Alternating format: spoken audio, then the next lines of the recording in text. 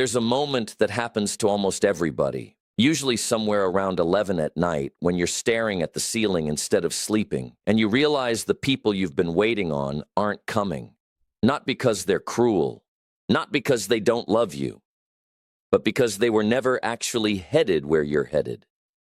They were headed somewhere comfortable, somewhere familiar, somewhere that doesn't require the version of discomfort you've quietly decided you're willing to carry. And you've been standing at the same starting line for years now, lacing up your shoes over and over, checking your watch, waiting for the group to be ready before you allow yourself to move, when the truth, the plain, uncomfortable truth, is that the group was never going to be ready. Some of you are going to hear that and feel your stomach drop a little because you already knew it. You've known it for a while. You just didn't want to be the one who said it out loud first, because saying it out loud makes it real, and real things ask something of you. Maybe you've spent this past year waiting for your friends to want more out of life before you let yourself want more. Maybe you've held your own ambition hostage to somebody else's comfort, telling yourself it would be selfish or arrogant or somehow disloyal to outgrow the people around you. So instead, you shrank yourself down quietly to fit the size of the room. Perhaps right now, you're blaming the economy, or the way you were raised, or the job market, or a family that never taught you what you needed to know, and there's real truth buried in some of that. There genuinely is. Nobody's denying you that. But truth isn't the same thing as an excuse. And somewhere underneath all the noise, you already know the difference, even when the difference is inconvenient to admit. Maybe you keep waiting for motivation to show up on a schedule like a bus that never quite arrives, and when it doesn't, you sit back down on the same bench and tell yourself tomorrow, tomorrow, always tomorrow. Perhaps you've said that word so many times in a row that you've lost count of the tomorrows, and some quiet part of you has started to wonder if this drifting is simply who you are now, permanently, unchangeably. A fixed trait rather than a temporary habit that happened to stick around far longer than it should have. It isn't. But nobody is going to convince you of that with a hug and a nice quote. You are going to have to build the evidence yourself, one plain, unglamorous day at a time, without an audience, without applause, and often without anyone even noticing you've started. Maybe you've noticed it in smaller ways too, ways that don't announce themselves as loudly. The way you check your phone for a message that validates a decision you've already made, as if your own conviction weren't enough on its own. The way you've quietly rehearsed the conversation where you finally tell someone you're changing direction, rehearsed it so many times in the shower or on the drive home that the rehearsal has become its own kind of stalling. Perhaps you've told yourself that once things settle down, once the schedule clears up, once the timing finally lines up the way it does in your imagination, that's when you'll really start. Timing like that has a way of never quite arriving, doesn't it? It's always one season away, permanently just out of reach, like a mirage that recedes exactly as fast as you approach it. And maybe, underneath all of it, there's a quieter fear you haven't said to anyone yet, not even to yourself in plain language. The fear that if you actually did the work, actually built the discipline, actually walked the road, and it still didn't turn out the way you hoped, you'd have nothing left to blame.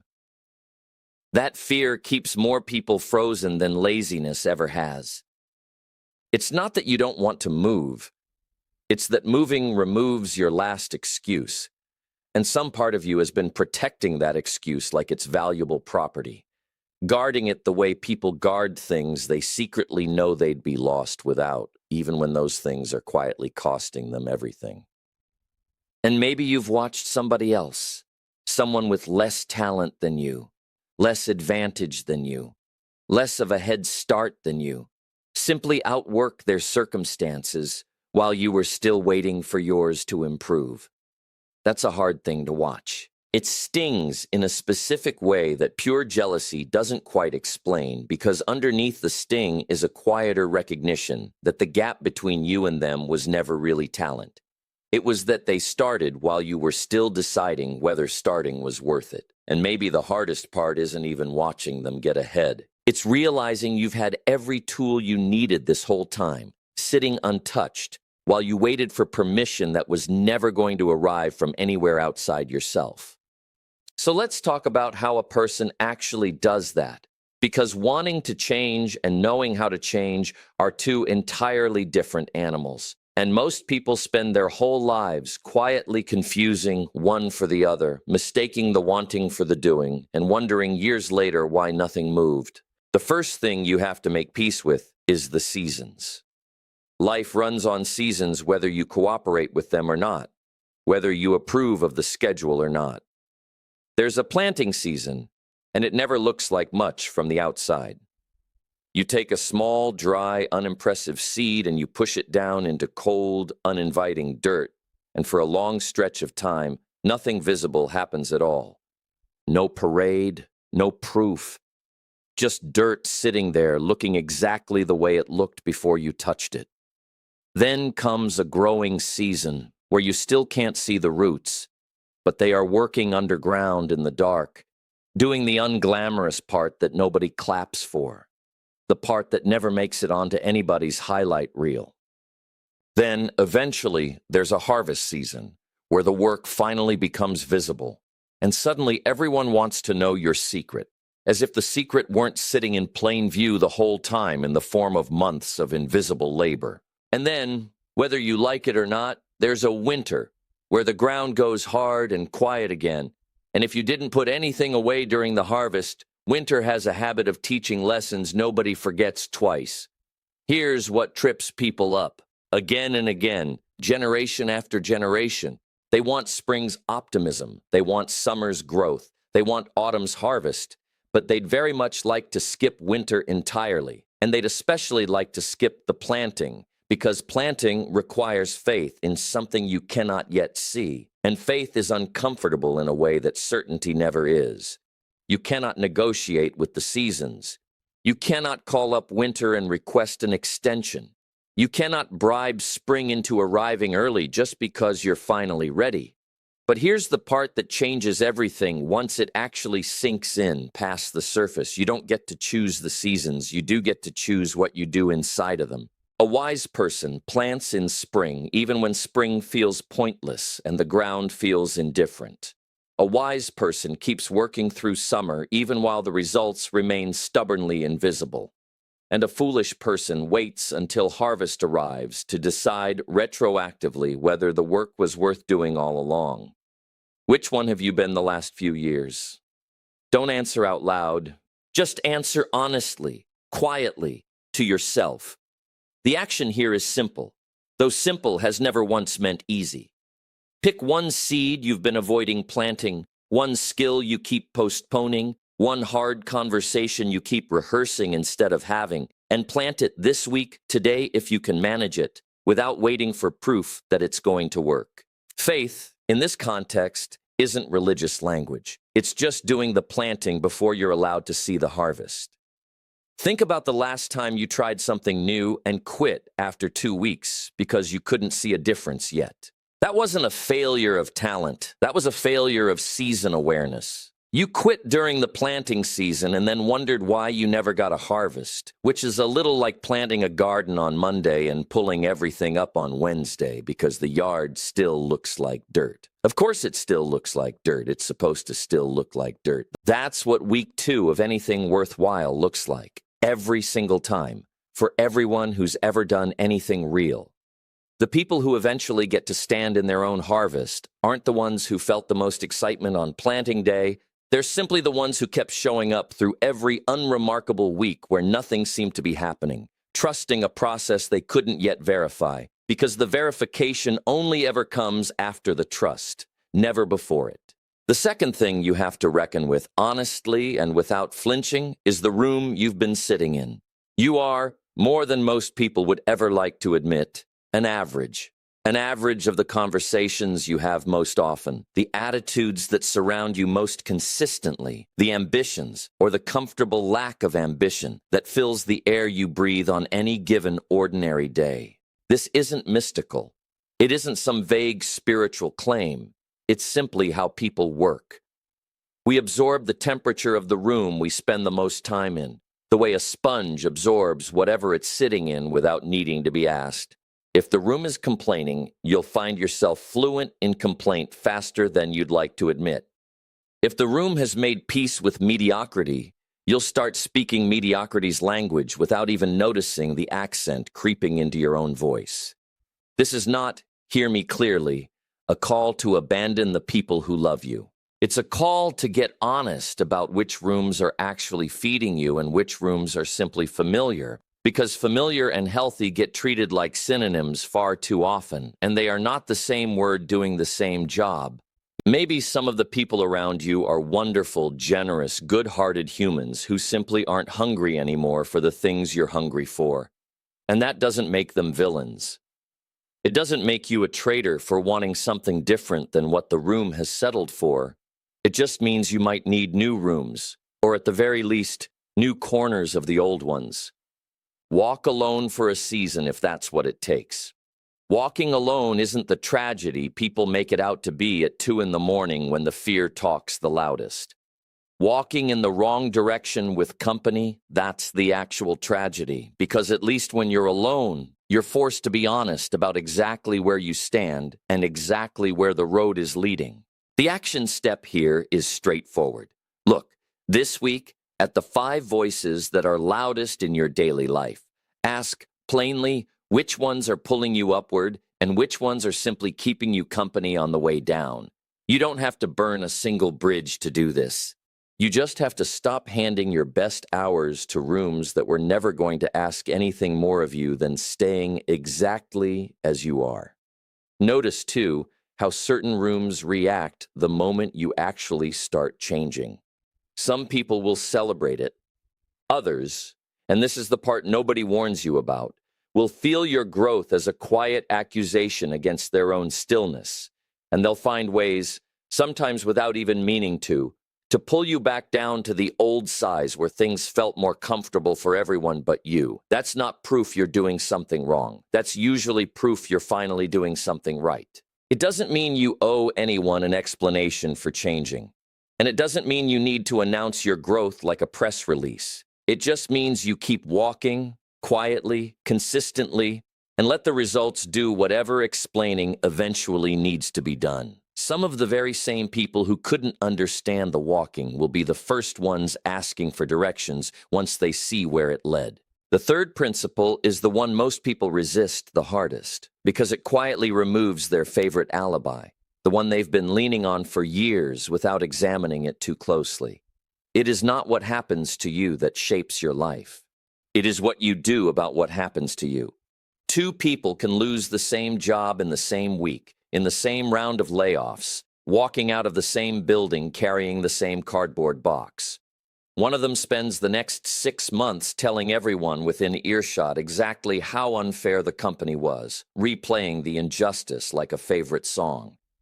The other spends that same 6 months quietly rebuilding a resume, learning a new skill nobody's paying them to learn yet, making calls nobody sees them making at 11 at night. Same circumstance, identical starting line, 2 entirely different lives 5 years down the road.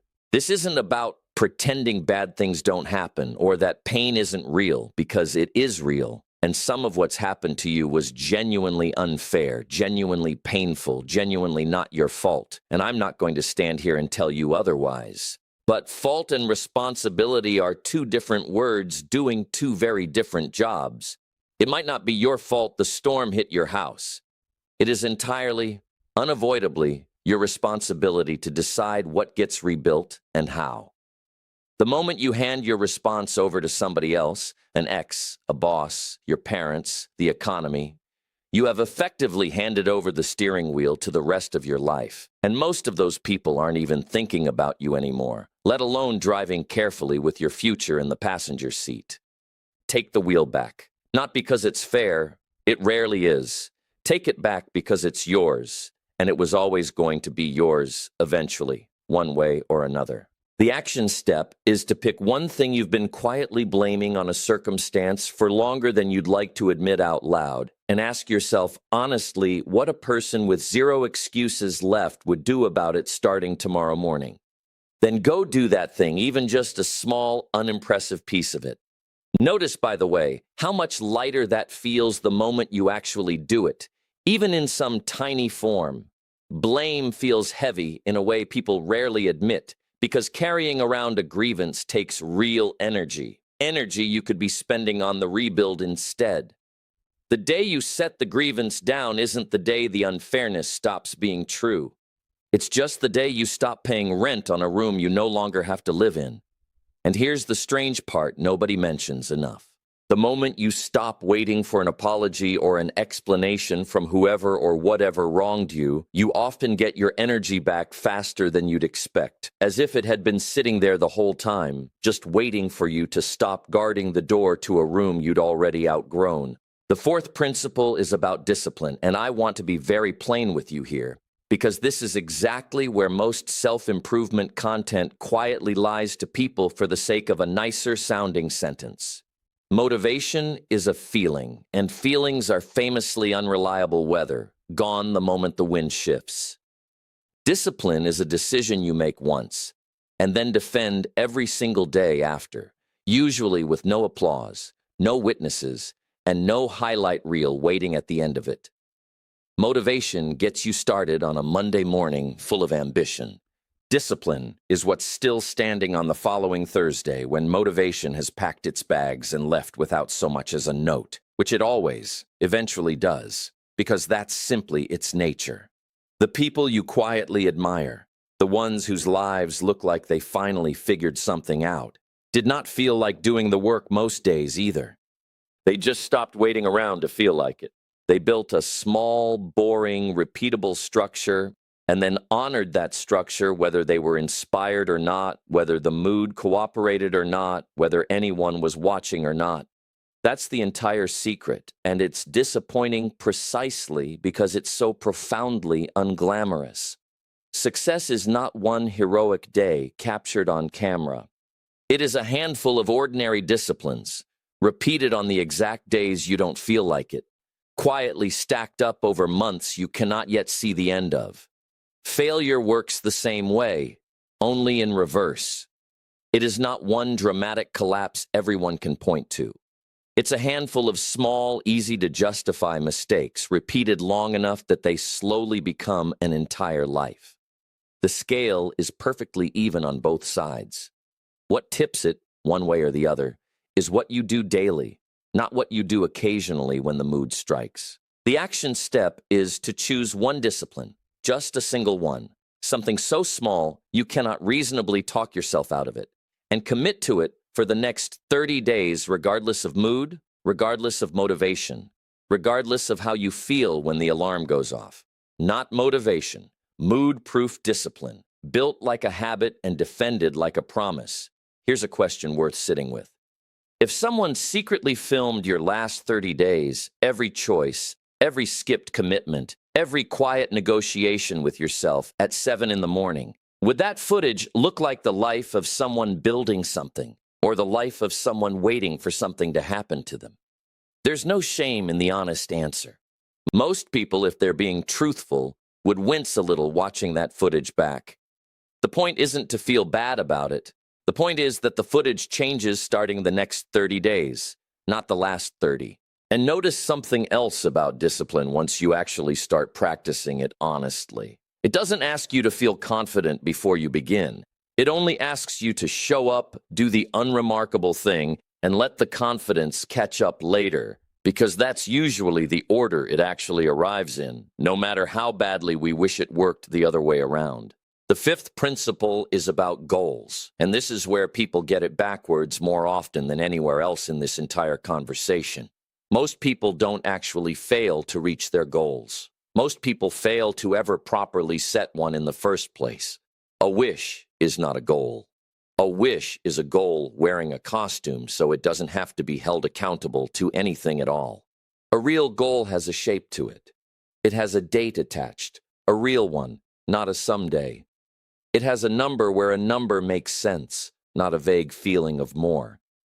And underneath all of it, it has a reason strong enough to survive a genuinely bad Tuesday, the kind of Tuesday where everything conspires to hand you a perfectly reasonable excuse to quit. Rohn used to talk about how the reason has to be bigger than the excuse, and that's really the whole equation right there in one sentence. If your reason for changing is weak, any halfway decent excuse is going to beat it. And excuses are always halfway decent. That's their entire design, their whole purpose for existing. But if your reason is strong enough, even a genuinely good excuse won't be enough to stop you in your tracks. So ask yourself honestly whether you've actually set a goal or whether you've just been quietly carrying around a vague hope with no due date attached to it, dressed up to look more serious than it really is. The action step is to take the vaguest ambition currently floating around unattended in your head and force it, right now if you can, into a single sentence with a number and a date sitting inside it. Not someday. A date. Vague hopes rarely survive contact with real life. Specific goals, stated plainly, tend to. And here's something worth noticing about the reason underneath the goal. It has to be yours, genuinely yours, not borrowed from a parent's disappointment or a friend's approval or some stranger's highlight reel online. Borrowed reasons run out of fuel exactly when you need them most, usually somewhere around week 3, right when the excuses start showing up dressed in their most reasonable clothes. A reason that's actually yours doesn't need refueling nearly as often because it was never running on someone else's tank in the first place. Sit with that for a second because most people can rattle off a goal in a sentence but go quiet the moment you ask why it actually matters to them personally. If you go quiet at that question too, that's not a failure, it's just information. It's telling you the goal needs a stronger foundation before it needs a stronger plan. The 6th principle ties every single one of these together, and it's this. Small disciplines, repeated daily, compound quietly into results that look impossible from the outside looking in. And small excuses, repeated daily with just as much consistency, compound into a life that looks impossible to escape from the inside looking out. It's the exact same mechanism, simply running in 2 opposite directions. A person doesn't wake up one morning 50 pounds heavier than they meant to be. It happens one skipped workout, one extra plate, one convenient excuse at a time, day after unremarkable day, until the sum of all those small choices becomes a body they barely recognize in the mirror. And a person doesn't wake up one morning financially free either, as much as we'd all love that particular miracle. It happens one saved dollar, one avoided impulse purchase, one extra hour of skill building squeezed into a tired evening at a time, until the sum of those small choices becomes a life they almost don't recognize, except this time in exactly the direction they were hoping for all along. Neither the ruin nor the reward ever arrives all at once, no matter how dramatic it looks from the outside. It arrives one repetition at a time, disguised as something far too small to matter, until one day you look up and the compounding has already quietly happened, and everyone around you calls it an overnight success, and you know better because you were there for every single unremarkable Tuesday it actually took to get there.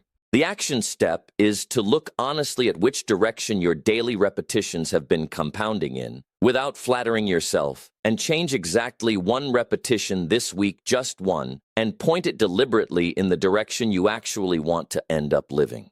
Compounding doesn't care whether you believe in it. It's happening right now, in this exact moment, in whichever direction your habits are already pointed, whether you're paying attention to it or not. The only real question is whether you're going to keep letting it happen to you by default, or start aiming it on purpose. Give it real time, though, not a weekend, not a week. Because compounding is famously patient and famously unimpressed by anyone in a hurry.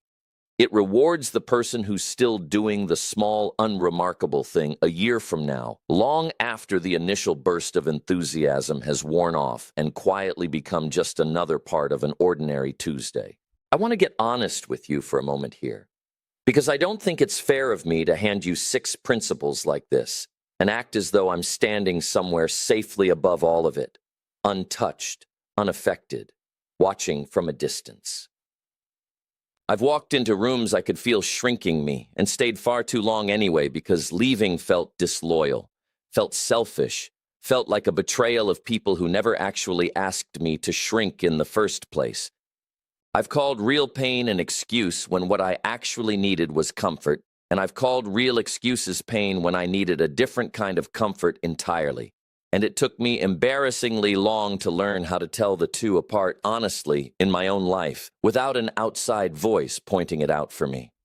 I've waited for motivation the way you wait for a package that's already been delivered somewhere else by mistake, checking the mailbox daily, growing quietly furious that it never showed up on schedule. I understand. More than this script probably lets on. The specific exhaustion of watching other people move forward while you stay circling the exact same block, telling yourself convincingly that you're simply being careful. Careful and afraid wear the same coat most days, and from far away in dim light, they're almost impossible to tell apart. What finally shifted things for me wasn't a burst of inspiration arriving out of nowhere on cue. It was smaller than that, and far less cinematic. It was deciding on one particular ordinary morning that looked exactly like every single morning before it, that I was finished outsourcing my life to my mood, to my circumstances, and to a crowd that was never actually walking where I needed to go. I planted one seed I couldn't yet see the use of.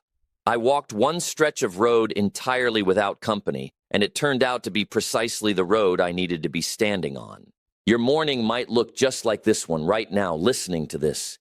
Plain, unremarkable. Nobody watching, nobody applauding. That's usually exactly what the turn looks like from the inside, right before it quietly becomes the day you point back to later as the day everything actually changed. Nobody sends you a calendar invite for that day. Nobody plays music. It just sits there quietly on an unremarkable Tuesday, waiting for you to notice it, the same way it's been sitting there waiting this whole time.